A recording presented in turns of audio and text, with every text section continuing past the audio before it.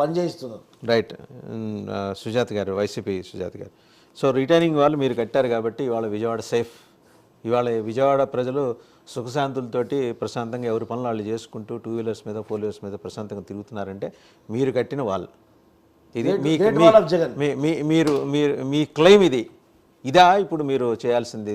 చంద్రబాబు గారు ఆయన ఆ వయసులో ఆయన చేస్తున్న కార్యక్రమాలు చూడండి, నిండు మనసుతోటి అప్రిషియేట్ చేయండి. ఆ వయసులో ఆయన చేస్తున్నాడు, రాని వాళ్ళని కూడా పిలిపించి రప్పిస్తున్నాడు. ఇక్కడ కూడా రాజకీయం చేయాల్సిన అవసరం ఏంటండి? మాట్లాడడం ఆపితే నేను మాట్లాడతాను. రైట్, మీరే మాట్లాడండి. మధ్యలో ఇంటరప్ట్ చేస్తే నేను వెళ్ళిపోతాను, ఆయనతోటి మాట్లాడి. మీరు అలగకూడదు, అట్లాగా మాట్లాడతారు. డెమోక్రసీలో ఉన్నామండి మనం. మనకి నచ్చినా నచ్చకపోయినా కొన్ని వినాలి. మీరు ఇంకేంటంటే మీరు ఇంకా అదే ఆయన్నే చెప్పాలి కాదు, అదే ట్రామాలో ఉన్నారు మీరు. ఇంకా పవర్ లో ఉన్నాము అనే ఒక ట్రామాలో ఉన్నారు. పవర్ కాదు, ఇప్పుడు మేము విన్నాము, వాళ్ళు చెప్పే సోదంతా విన్నాము. అక్కడ వాస్తవాలు ఏంటనేవి గ్రౌండ్ లెవెల్లో చూస్తే తెలుస్తుంది. ఏదో ఆంధ్రజ్యోతి పేపర్లో చదివేసి ఈరోజు అమరావతి పూర్తిగా మునిగిపోయినా కానీ అసలు అక్కడ హాహాకారాలు పెడుతున్నారు మంత్రి సత్యనారాయణ గారి ఆశ్రమంలో ఉన్న వృద్ధులు. వాళ్ళని ఎలా బయటికి తీసుకురావాలా అని చెప్పి 2 టీములు అక్కడ పనిచేస్తున్నాయి. కానీ వీళ్ళు చెప్పేది ఏంటి? అసలు ఏం లేదు, చాలా పచ్చగా ఉంది అని ఆంధ్రజ్యోతి పేపర్లో చూపిస్తున్నట్లుగా ఇక్కడ వక్తలు కూడా మాట్లాడితే ఖచ్చితంగా చూసేవాళ్ళు నవ్వుతారు. అంటే leave about media stories, facts లోకి వద్దాం మనం. ఒకటి ఏంటంటే ఈ సంఘటన మీరు సర్కాస్టిక్గా అడిగినా సీరియస్గా అడిగినా అక్కడ రిటైనింగ్ వాళ్ళు కట్టించింది జగన్మోహన్ రెడ్డి గారు.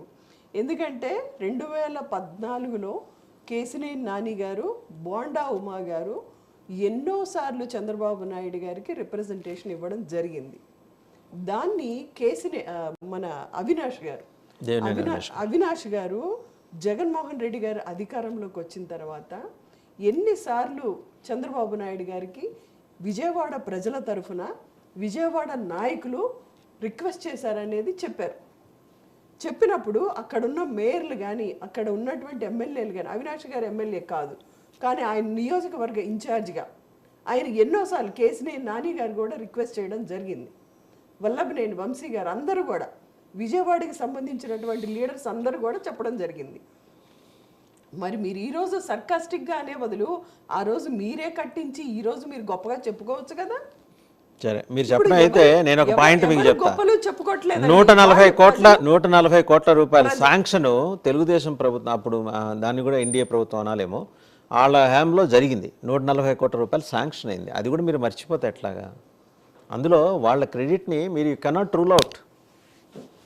వాసుదేవన్ గారు, అన్నిటికీ అనుమతులు లభిస్తాయి కానీ అమరావతికి కూడా అనుమతి ఉంది కానీ ఇంతవరకు ఎగ్జిస్టెన్స్ ఉందా? దానికి కూడా 1,00,000 కోట్లు బడ్జెట్ కేటాయించారు కానీ వేర్ ఈజ్ ద క్యాపిటల్?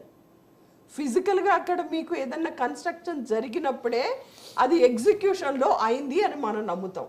పేపర్ల మీద పెట్టడం లేకపోతే పునాది రాళ్ళు వేయటం ఇది కాదు కదా కావాల్సింది. ఖచ్చితంగా కన్స్ట్రక్టివ్గా అక్కడ ఉండాలి. అది చేశారు జగన్మోహన్ రెడ్డి గారు, ఆయన హయాంలో జరిగింది. మరి ఎందుకు చేయలేదు? విజయవాడ కనకదుర్గమ్మ ఫ్లైఓవరే కంప్లీట్ అవ్వలేదు కదండి మేము వచ్చేపాటికి. జగన్మోహన్ రెడ్డి గారు వచ్చిన తర్వాత కంప్లీట్ చేశారు. సరే, ఇప్పుడు అది పాయింట్ కాదు. అక్కడ రిటైనింగ్ వాళ్ళు కట్టించింది జగన్మోహన్ రెడ్డి గారు. ఈ ఉత్పాదంలో ఖచ్చితంగా కృష్ణాలంక ప్రజలందరూ ఖచ్చితంగా ఈరోజు కంటి మీద కునికేస్తున్నారంటే ఆ రిటైనింగ్ వాళ్ళు ఉండటం వల్ల. అది విజయవాడ ప్రజలందరూ ఒప్పుకుంటున్నారు. ఈరోజు జగన్మోహన్ రెడ్డి గారు విజయవాడలో అడుగు పెట్టగానే వాళ్ళందరూ ఎంతో కృతజ్ఞతా భావంతో ఉన్నారు. అది ఎవ్వరు కాదనలేనటువంటి విషయం. అది మీకు కళ్ళకి కనిపించకుండా మీరు ఒక దేవినే అవినాష్ని ఇంకొక 4 మల్లాది విష్ణుని వీళ్ళని పోగేసి వాళ్ళందరూ సుఖ సంతోషాలతో ఉన్నారని మీరు చెప్తే మేము నమ్మేయాలి అని తెలుగుదేశం అడుగుతాను.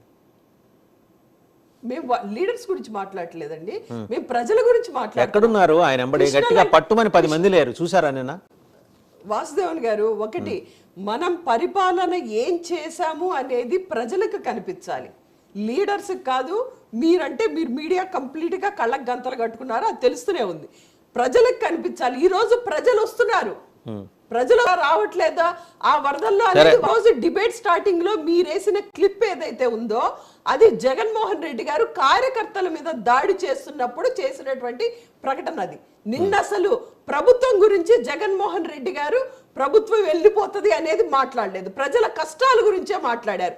మీరేసిన క్లిప్పే రాంగ్. అక్కడ మీరు ప్రజల్ని డైవర్ట్ చేస్తున్నారు. సార్, మళ్ళా సార్ మీరు play చేయండి వేసినటువంటి క్లిప్ ఏదంటే కార్యకర్తల మీద దాడి జరిగినప్పుడు వేసినటువంటి క్లిప్ తీసుకొచ్చి మీరు ఇప్పుడు వరదల్లో మీరు కూడా బురద రాజకీయాన్ని చూపిస్తున్నారు.